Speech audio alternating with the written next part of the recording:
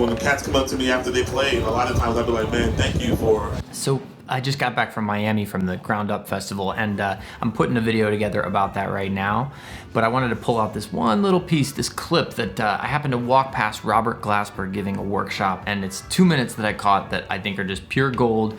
Really, really great wisdom from Robert about finding your own voice, playing in front of other people, and playing what you should versus what you could, and a lot of good stuff.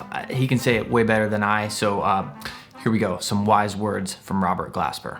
And then you start writing songs, and then people say, I like that song, blah, blah, blah, blah. More people start hearing, and then eventually, hopefully, you know, that's you. Anything you write, that's you.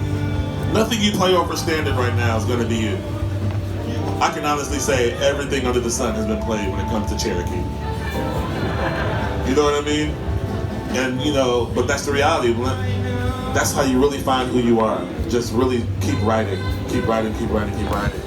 And be honest when you're playing, because as musicians, it's hard for us to be honest because we're too busy proving ourselves.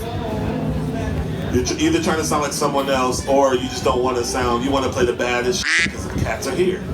You know, the cats are in the house.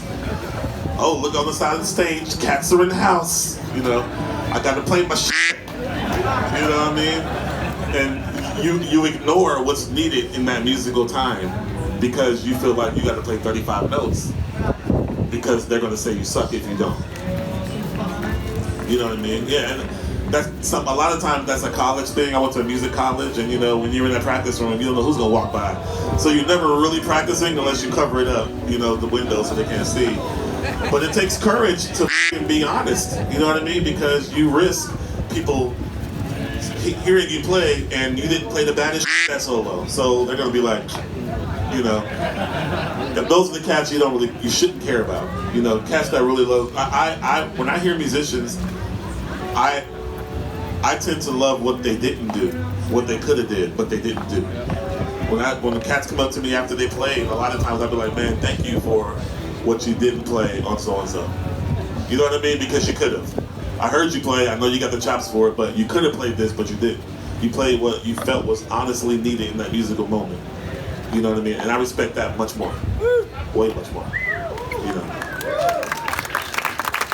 Great advice. I don't feel like I started to find out anything about my really how I feel, hear, interpret, and play music until the point where I began writing my own original music. I really had experiences early on in New York where I was absolutely falling prey to that thing where I'm trying to be impressive everywhere I was playing. I was trying to play in such a way that, oh, if so-and-so walked into the room, the club, the session, the rehearsal right now, how can I be impressive? And I think to a degree, that's really important. I think that's a phase that helps you really develop as a player.